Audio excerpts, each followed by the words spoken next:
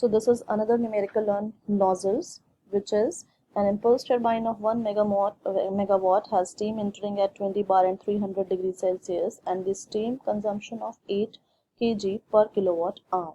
Steam leaves at 0.2 bar and 10% of the total heat drop is lost in overcoming the friction in the divergent portion of the nozzle.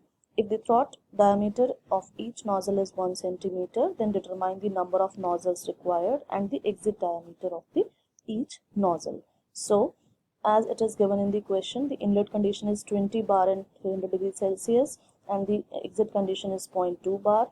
The friction is taking place only in the divergent portion and it is 10% of the total heat drop. So the efficiency will come to be 90%.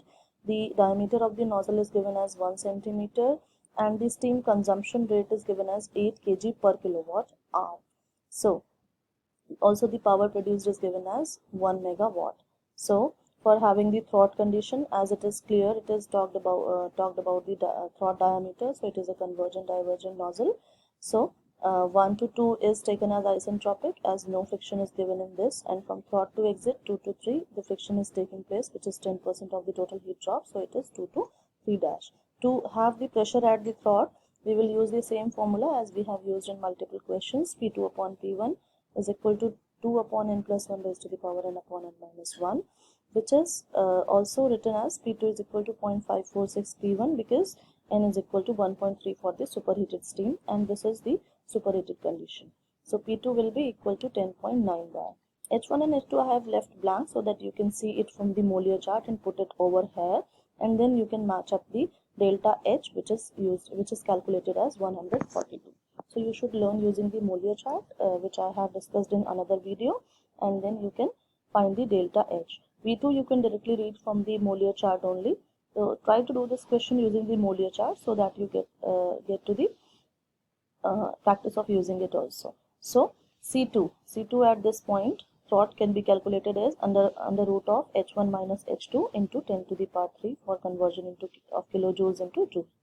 So C2 is coming to be this. Now m dot is given by A2C2 upon V2. It is a known formula now. So pi into the d square by 4, which is the area, and the diameter of the nozzle is given as 1 centimeter. So it is 0.01 in meters. Then it is C2 and this is V2. So we get m dot is equal to 0.209. Now in this question, a different thing that is given is that 1 megawatt power is produced and the steam consumption is 8 kg per kilowatt hour. So for this, what will be the steam consumption or mass flow rate will be?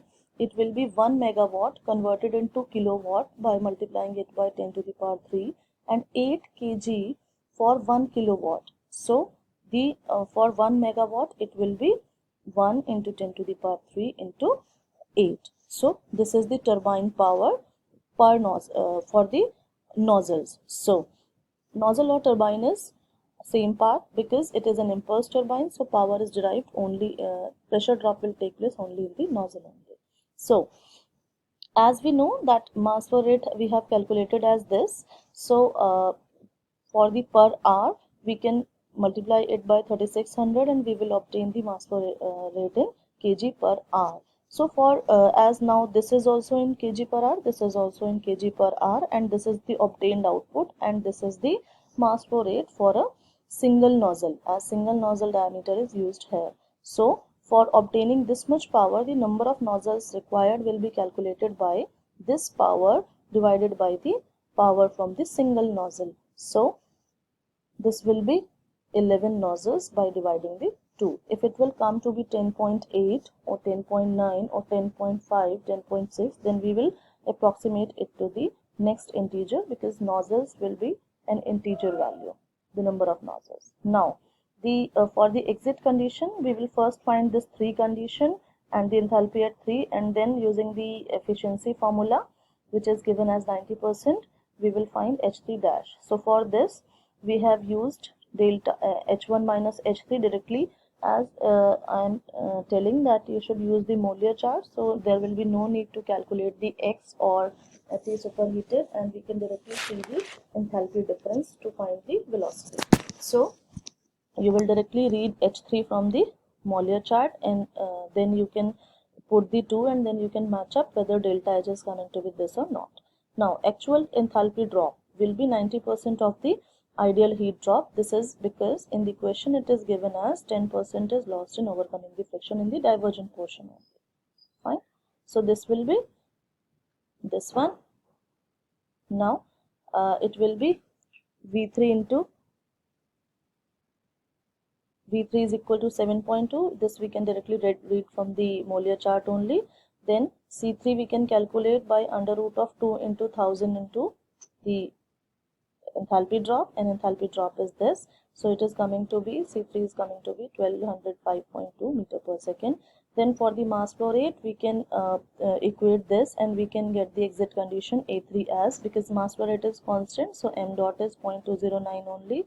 Then V3 we have seen from the steam table, it is 7.2. C3 we have already calculated as 1205. So A3 is this, and hence the exit condition is found to be this one. Fine. So these are the two conditions which are asked in the question, and we can have another type of numericals in the other videos. So thank you so much.